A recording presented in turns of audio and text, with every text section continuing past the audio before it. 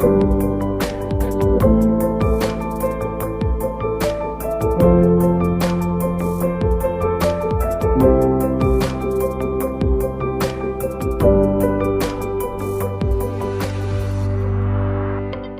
have a long tradition here in Zambia and Germany working together in the fields of good governance, access to justice, and the rule of law.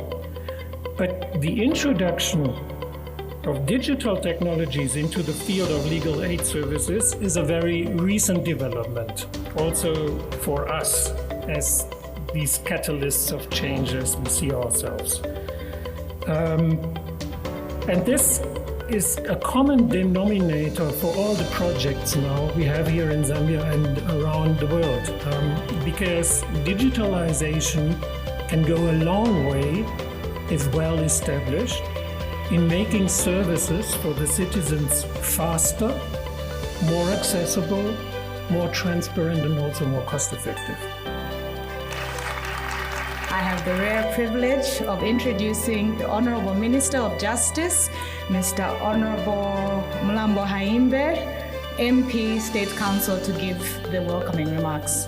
Honorable Minister. It is a great honor for me to be here today to grace the first ever LegalTech conference, supported by the Enabling Access to Justice, Civil Society Participation and Transparency, EnACT program, whose aim is to improve the Zambian population's access to accountable institutions, to justice, and to transparent government decision-making processes. The Ministry of Justice will, in continuing to support the work of our paralegals and other persons stakeholders involved in the legal aid process, will soon open new legal aid board offices in Nakonde, Mbala, Petauke, Milunga, and Mazabuka to ensure that all suspects enjoy their constitutional right of being represented in the courts of law.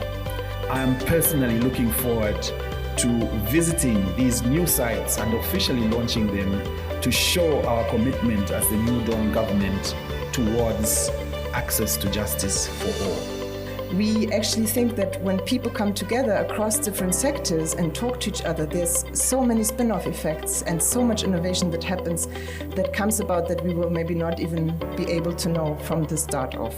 So that's how I see this conference, as a beginning point, as a starting point to have those conversations. I would like to acknowledge the great progress the government of the Republic of Zambia has made by enacting specific legislation and regulations to ensure that a comprehensive legal aid system that is accessible, effective, sustainable, and credible is in place. For example, through the Legal Aid Policy of 2018 and the Legal Aid Act of last year. And I note that the recent increase of the budget of the Legal Aid Board will contribute to the further rollout of legal aid services across the country. When I had the pleasure to visit various legal aid desks on the Copperbelt earlier this year, actually together with the Honorable Minister of Justice, I think we were both deeply impressed by the work of the paralegals. They go above and beyond to ensure that legal aid is provided and to reach out to those citizens who are often already in a disadvantaged position even before they find themselves in the conflict with the law. What stood out for me for these past 2 days is knowing on how to incorporate LegalTech into my area of work.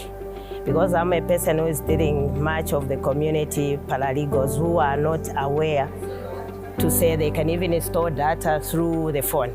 The most interesting part that I've found here, starting from day 1 up to day 2, we were able to hear from the minister. I was so happy to see the Minister of Justice and Legal Aid Board coming on board. So to me, that was the most wonderful thing, because we can even lob money now from government to support the paralegals under level 3. There's still a lot to be done in the legal tech scene in Africa.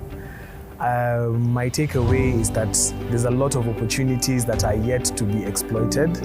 And so it's upon us as lawyers and with our counterparts in the tech sector to really grab a hold of these opportunities that exist for us and create new ways, especially for the younger generation, to earn sustainable income. It was great to see how people interpret the legal systems in their country and turn that into business opportunities and also into opportunities to focus on specific issues affecting different population groups within their country. For instance, if they're choosing to focus on human rights, or if they're choosing to focus on legal aid, as was the theme of this conference. So it was great to see how the prevailing conditions influence the ways in which innovators come up with their ideas and implement those ideas. It's always so inspiring and energizing when you bring people together from like very different fields, from different countries, because I think a lot of times in our daily work, we are like in our daily activities and so on, and then you actually step out, you listen to what other people are sharing, to the experiences they bring, and I think even though the conference was huge for us to organize, we walk out and we are energized and we take a lot of ideas with us for what we can actually do now as a project in the field of legal tech for legal aid. One of the biggest highlights for me was that we had so many different people, because normally I think we're all a victim of staying within our own sectors. So, we meet with those people who've been working for long on legal aid, or the techies meet, or the state partners meet, and then obviously there is interaction with civil society. But I think what made this such like an inspiring conference and a highlight was to have people from so many different sectors, the tech one, the legal aid, the lawyers,